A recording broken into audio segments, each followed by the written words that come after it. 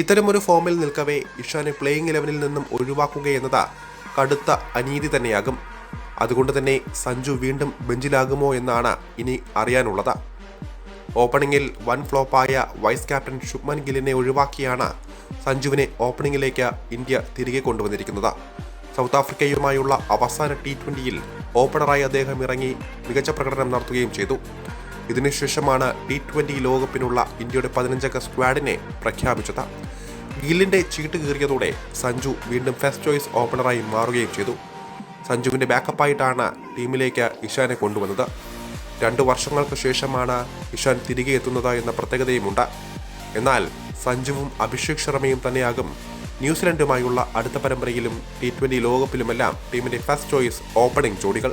എന്നാൽ ഇപ്പോഴത്തെ മികച്ച പ്രകടനം ഇഷാനെ പുറത്തിരുത്താൻ ഒരു കോച്ചും ആഗ്രഹിക്കുന്നില്ല.